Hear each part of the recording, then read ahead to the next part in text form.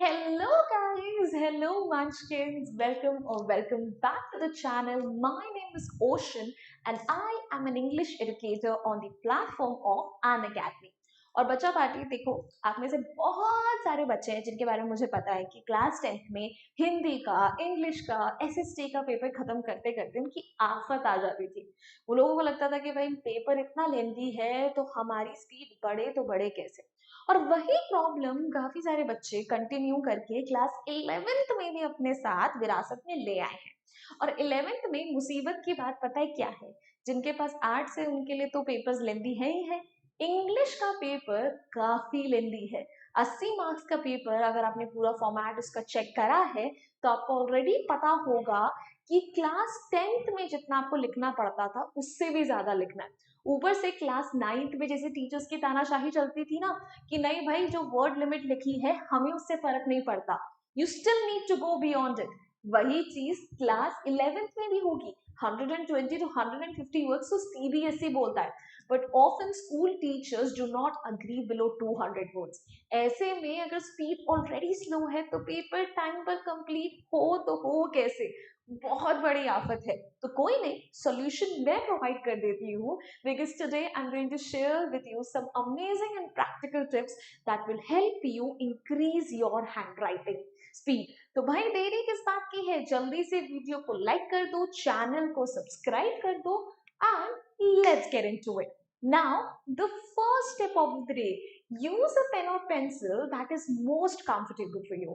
Now ये एक ऐसी चीज है जिस पर अक्सर बच्चे ध्यान नहीं देते हैं, बट अगर आप एक ऐसी पेन या पेंसिल का इस्तेमाल कर रहे हो जिससे आपकी ग्रिप ही अच्छी नहीं बैठ रही है, तो हाउ कैन यू एक्सपेक्ट कि उसके अंदर आपकी जो स्पीड है वो बढ़कर आएगी?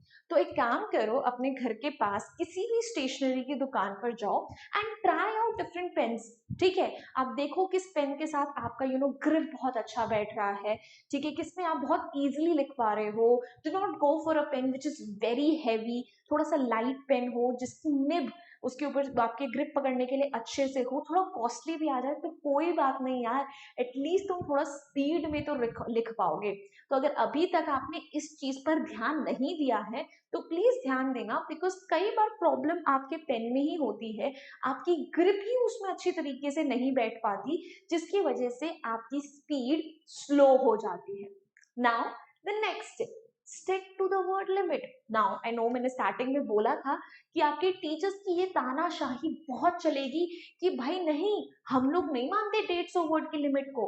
आपने अगर 200 वर्ड्स में नहीं लिखा अपना आंसर तो हम तो मार्क्स नहीं देंगे। एक काम करना, उस टीचर को सीबीएसई की मार्किंग स्कीम दिखाना और बोलना कि भाई मैम, जब यहाँ पर साफ साफ लिखा हुआ है कि 120 टू 150 वर्ड्स के अंदर अंदर ही मुझे पूरा आंसर लिखना है, then why do I need to go beyond it?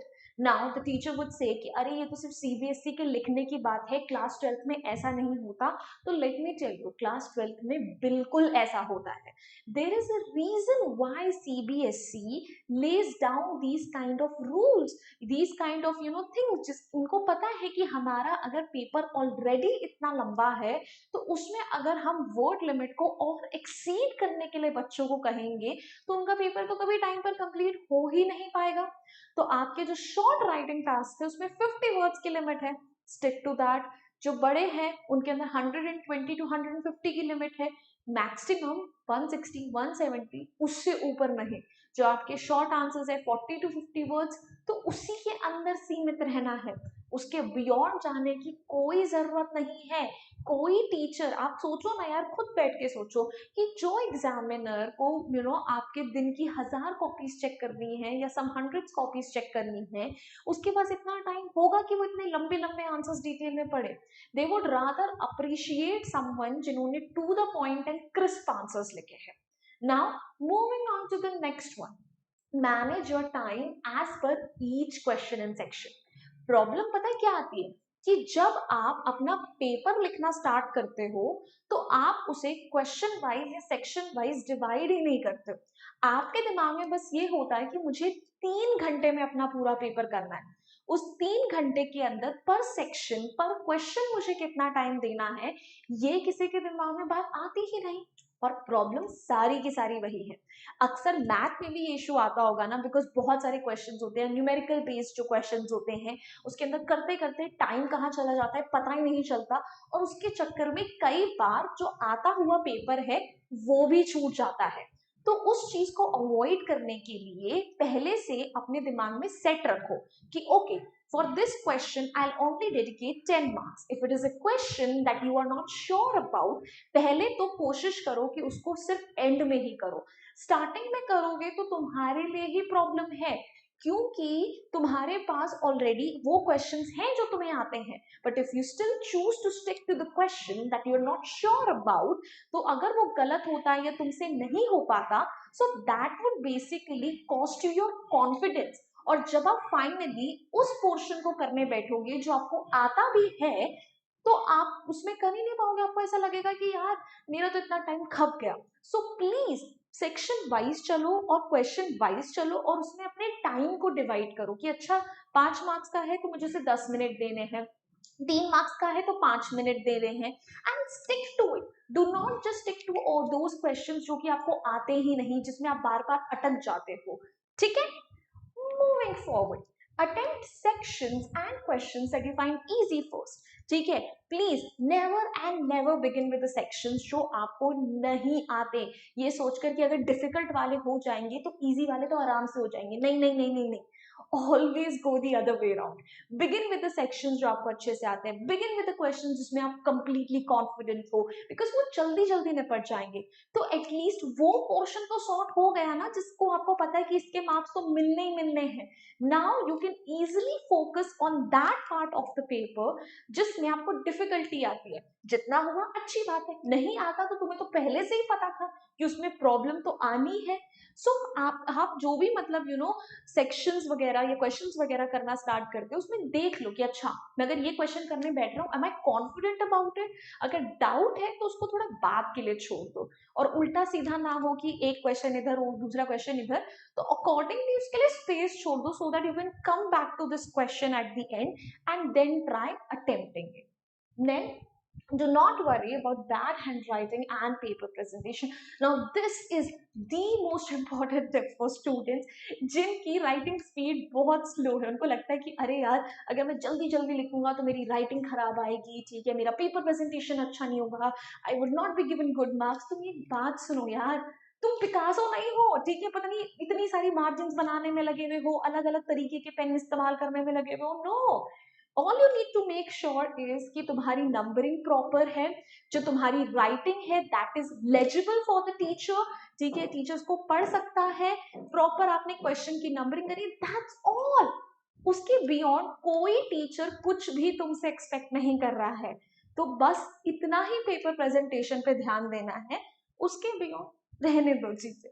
तो भाई दैट्स, अच्छा एक और है, sorry, use a timer to help meet your goals. ये बहुत जरूरी है। जब आप नॉर्मली भी अपने क्वेश्चंस प्रैक्टिस कर रहे हो एग्जाम से पहले, put a timer.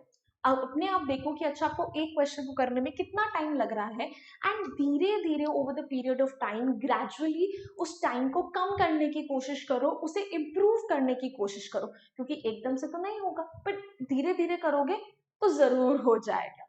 And then do not copy down the question. यार ये बहुत पंगा करते हैं बच्चे, पता नहीं जिनकी स्पीड स्लो होती है ऑलरेडी वो क्वेश्चन भी कॉपी कर रहे होते हैं, आंसर भी लिख रहे होते हैं, पता नहीं क्यों। जो क्वेश्चन का नंबर है वो लिखो, सीधा आंसर स्टार्ट करो। ग्रामर के क्वेश्चंस के लिए ग्रामर के क्वेश्चंस कॉपी मत करो, पूरा वो पैराग्राफ कॉपी करने मत बैठ जाना जो टेंसेस वगैरह के लिए आएगा। Just right your answers, that's all. सिर्फ नंबरिंग करनी है तुम्हें, पूरा क्वेश्चन पेपर नहीं कॉपी करके लेकर आना है, ठीक है, स्मार्टली एक्ट करो, ठीक है भाई। So that's it from my and, and या आई होप ये टिप्स आपको हेल्पफुल लगी है ना, तो काम कर लेना, ओशन मैम को अन अकेडमी में फॉलो कर लो, क्योंकि एप्लीकेशन पे ना हम और भी अमेजिंग क्लासेस लेते हैं, वहां पर तो आप नोट्स भी डाउनलोड कर सकते हो, और भी बातें कर सकते हो, अपने डाउट्स पूछ सकते हो। तो प्लीज ये चीज जरूर कर लेना, आपको बहुत हेल्प करेगी एग्जाम्स के लिए। एंड या that's it from my end. I really hope you guys enjoyed this video, you found it helpful. If you did, then hit the like button, share it with your friends, and do not forget to subscribe to our channel. I'll see you guys next time. Until then, bye bye, hasta la vista, फिर मिलेंगे पढ़ते पढ़ते। Bye guys.